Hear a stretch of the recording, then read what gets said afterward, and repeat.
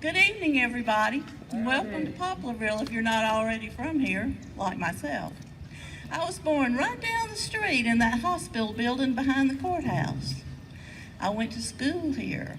I did go away to college. We even stayed in Atlanta and Memphis a while, but I've spent most of my life right here. But my story is not about my life, and it's not about Poplarville. The name of the story is A Boy for Sale. Now, Chip and his mother had been on their own for a long time. When Chip was born, his father walked away and left them.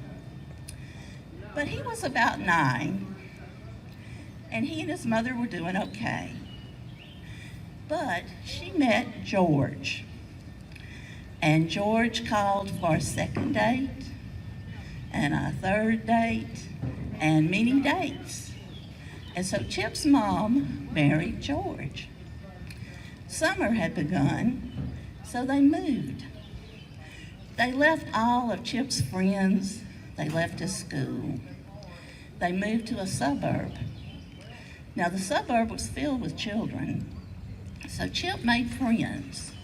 But he was not into sports, but all the boys would get together and play baseball every day. They invited Chip.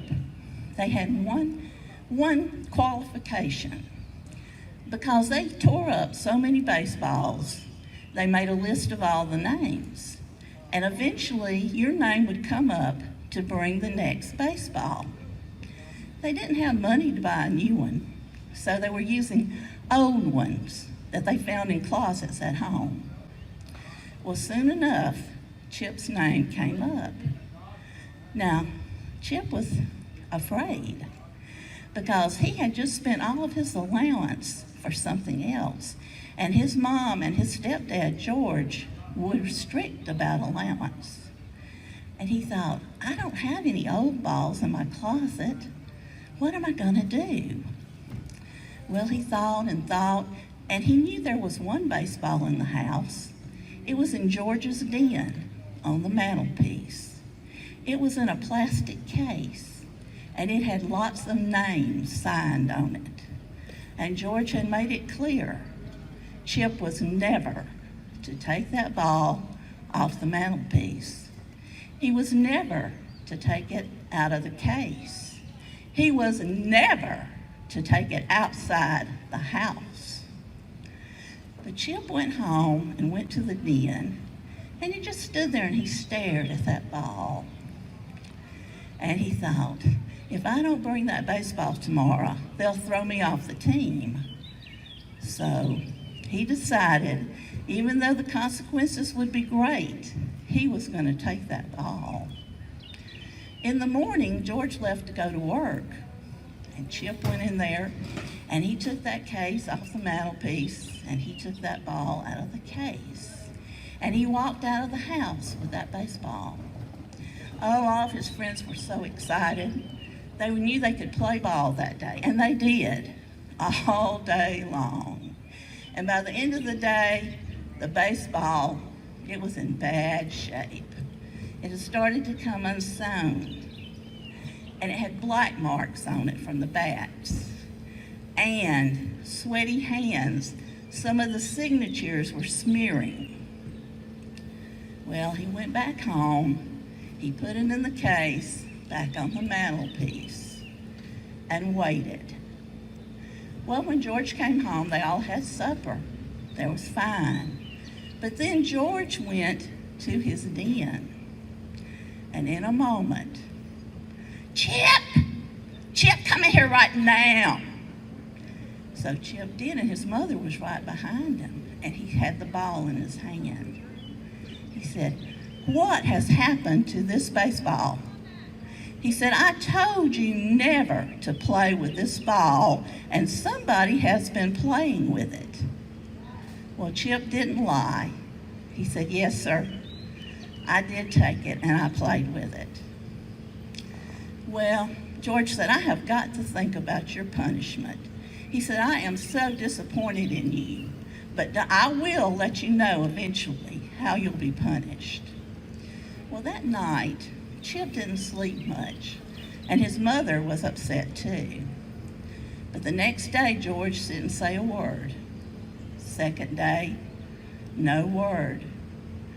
Third day, when he came home, he said, "Okay, Chip, I've decided your punishment. Now, I'm going to wake you up at 2 this morning." He said, "I have not told your mother what your punishment will be. So you be ready to get up." Well, Chip never went to sleep at all. But at 2, George came to his room and got him, and they got dressed. And they went out, and he said, "Grab that garbage can." And Chip grabbed one, and George had the other. And Chip knew as he pulled his, it was empty. There was nothing in it.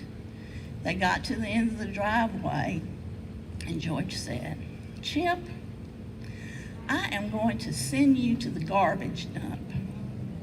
He said, "I can't think of any other place better for some boy who would take my baseball and destroy it." He said, "I want you to get in this garbage can right now." And he helped him get in there. He put the lid on, and he said, "I'm going to be up in the garage, sitting in my chair, watching. Do not get out of this can. Do not make a sound." Well, Chip was afraid, and he knew he best not make a sound. Well, their garbage truck ran early, and soon he heard the truck. It drove up, they grabbed the can, and they just walked to the truck, just took the lid off and just threw what was ever in there in the truck. And Chip went flying into the truck. And as he did so, he looked at the garage, and there was George sitting there, smiling, waving, mouthing goodbye. Well, he didn't make a sound. He went all the way to the garbage dump. The garbage guys didn't even know he was in the truck. And it was not a compactor, so he didn't get squashed. But when they dumped it, he still didn't make a sound. He got out of the truck as it drove away.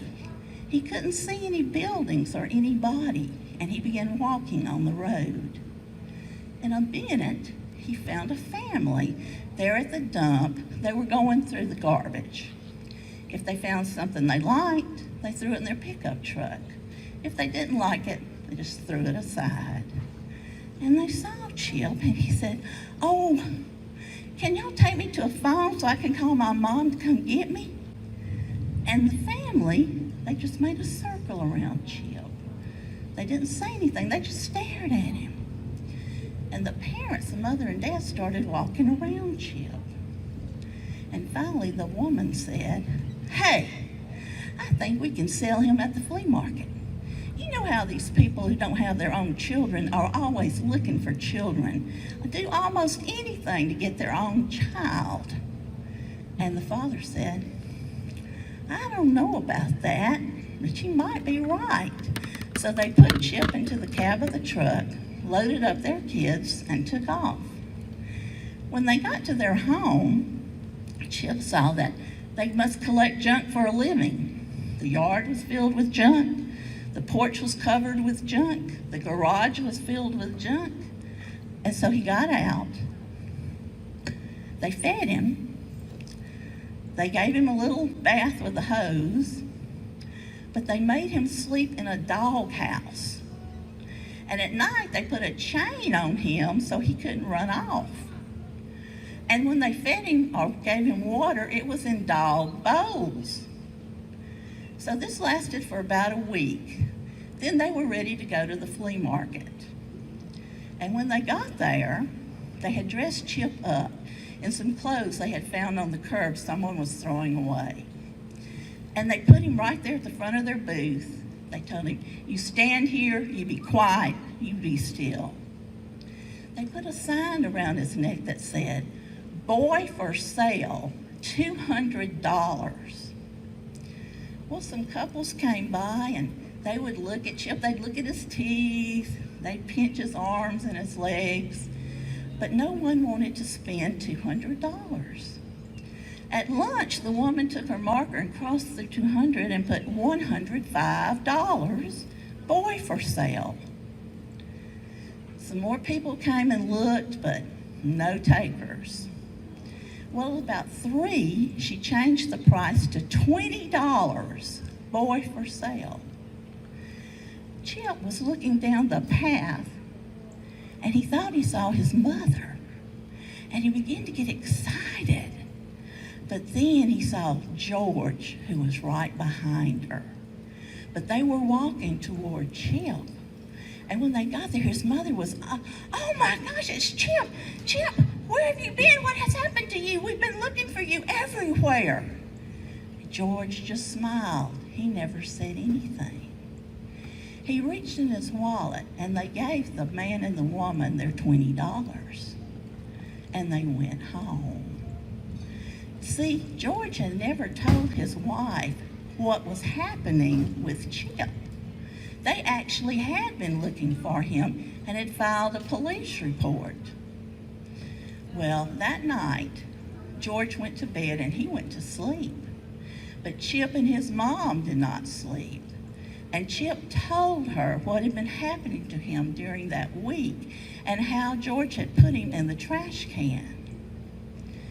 Well, that morning George got up, he had his breakfast, he went to work. Chip and his mother packed their belongings. They took just what they brought with them when she had married George. And she left a note on the table. It said, I cannot stay with a man who would send my son to the garbage dump and have him treated like a dog and put up for sale at a flea market. Goodbye.